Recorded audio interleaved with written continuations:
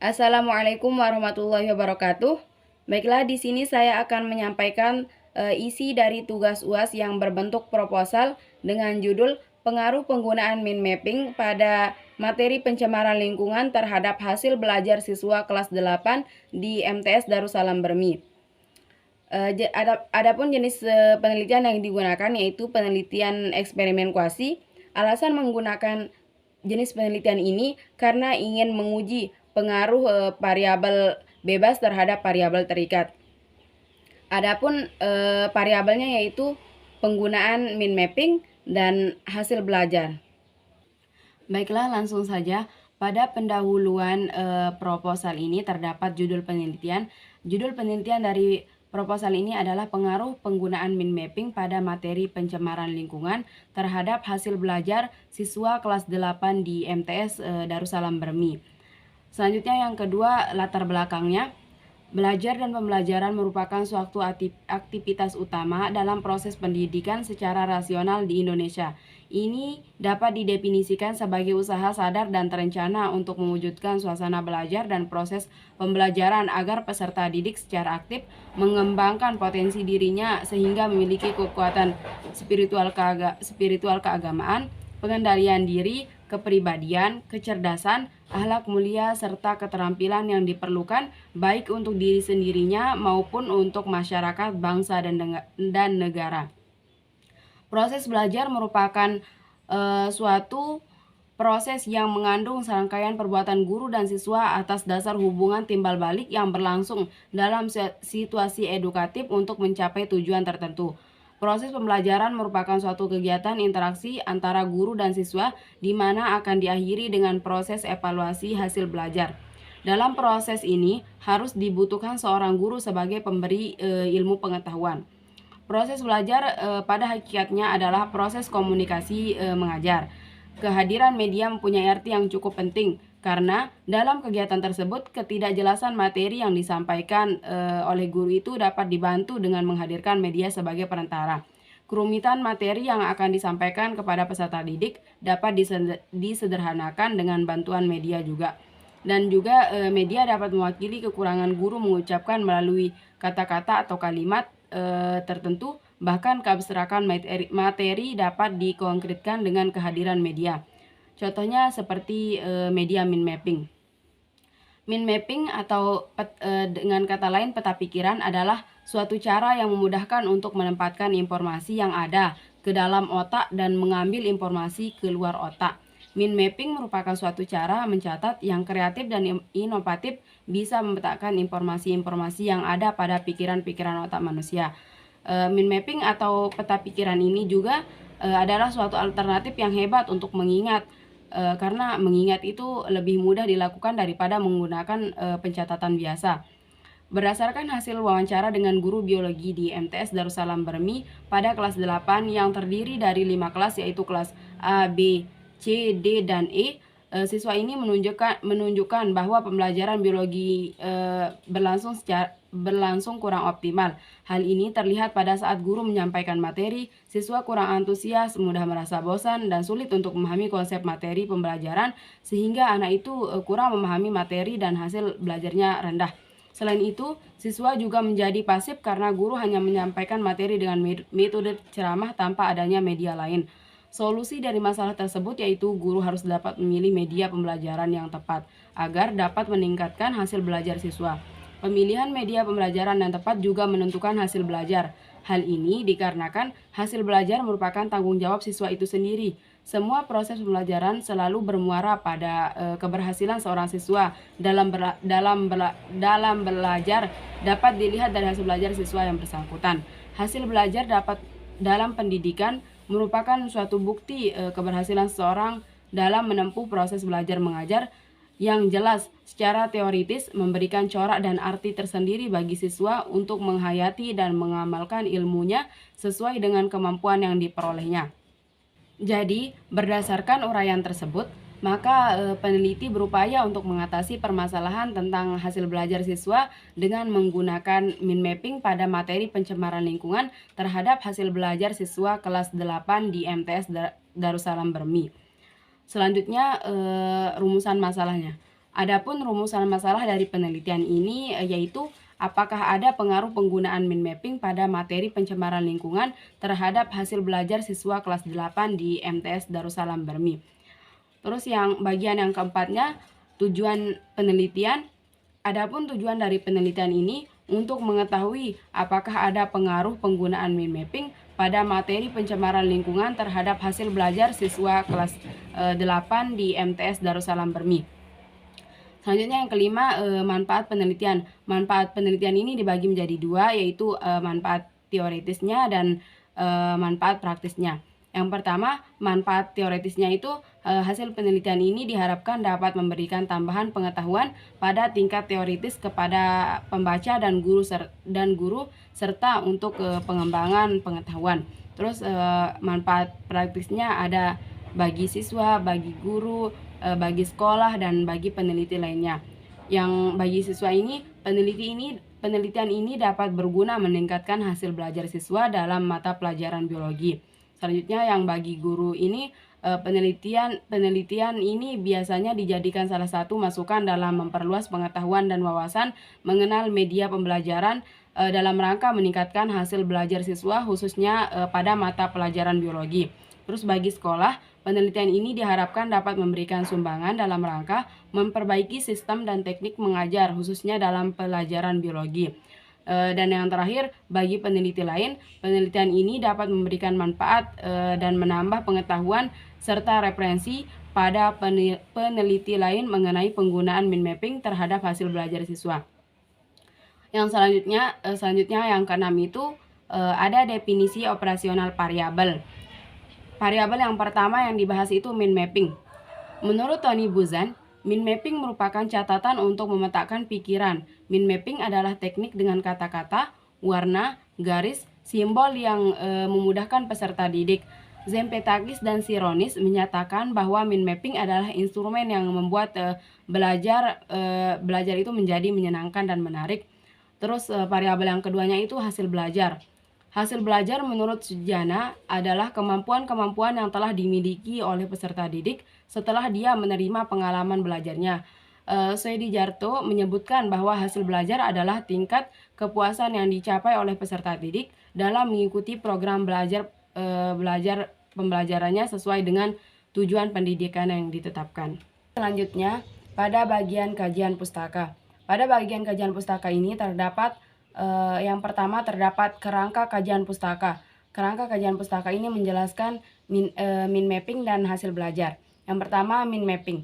Mind mapping merupakan media visual yang memetakan pikiran berupa informasi dalam bentuk gambar antara pusat dengan cabang secara sistematis dan kreatif. Penggunaan media mind mapping, materi yang disampaikan dapat berpola secara gambar, kombinasi warna, simbol, bentuk, dan grafis, sehingga itu dapat mempermudah siswa memperkuat dalam mengingat dan menyerap informasi yang diterima dalam pembelajaran.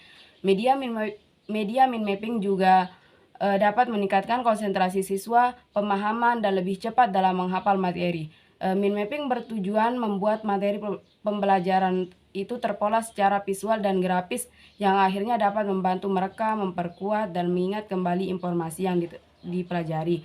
Terus selanjutnya yaitu hasil belajar. Hasil belajar adalah kemampuan yang diperoleh anak setelah melalui kegiatan belajar. Hasil belajar siswa memiliki 3 ranah utama, yaitu kognitif atau perilaku, afektif atau perasaan, dan psikomotorik atau keterampilan.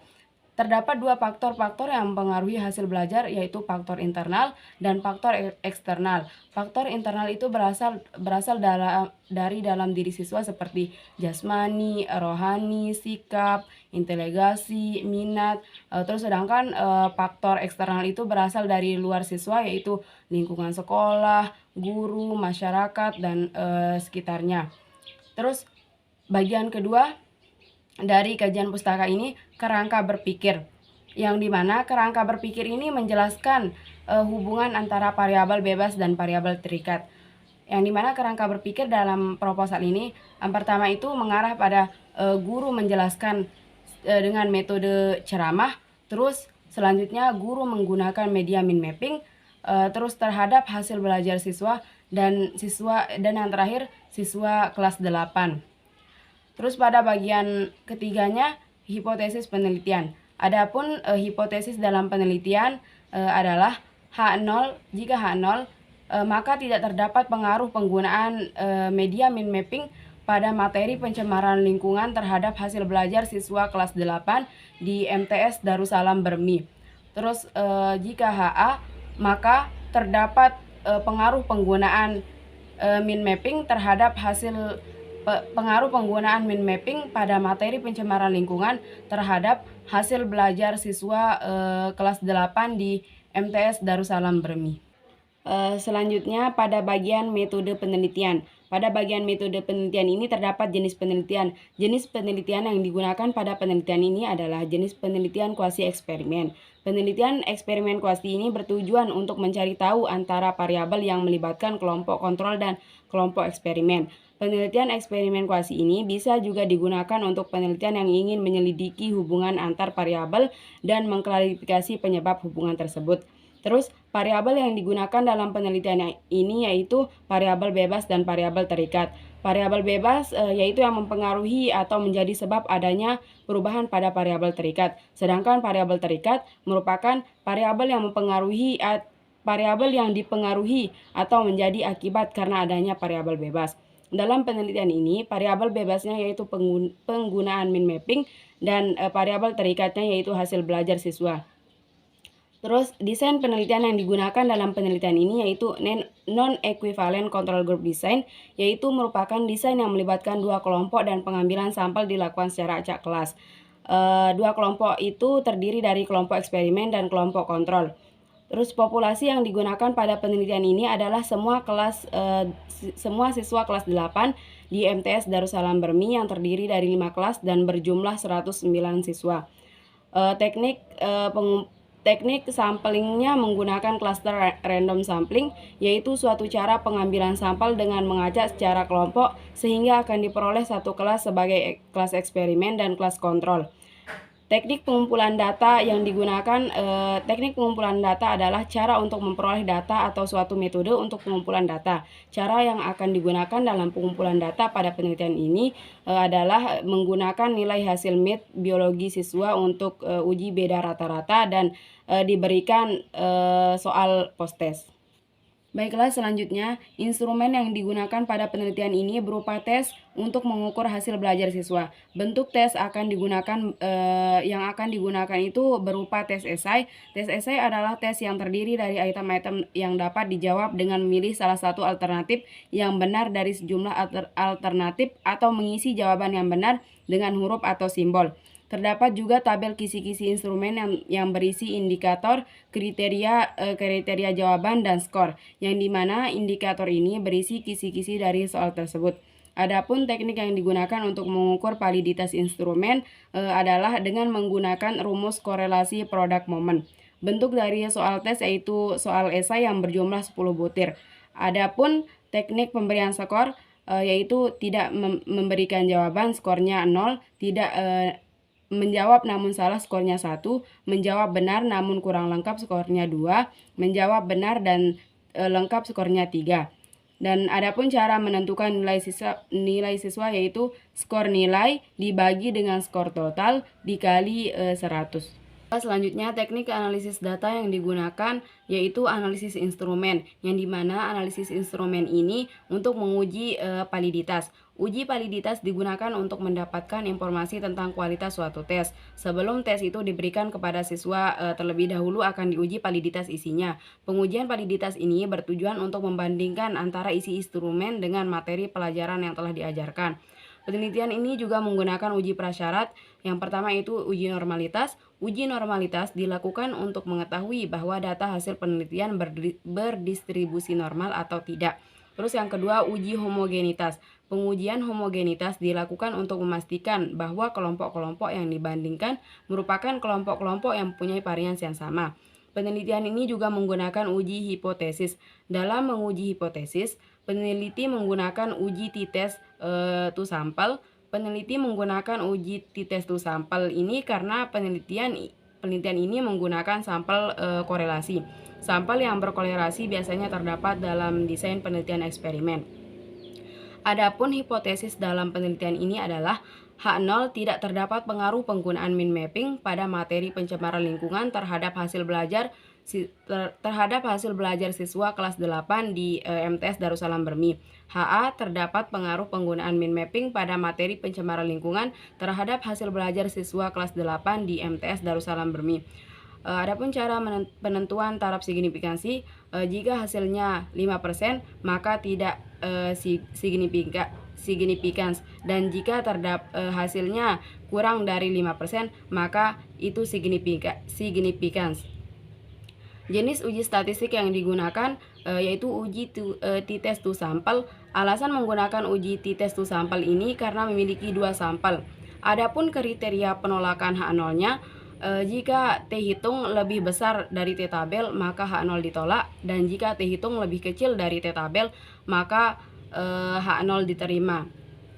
Baiklah, itulah isi dari proposal ini. Mohon maaf jika ada kata-kata yang salah.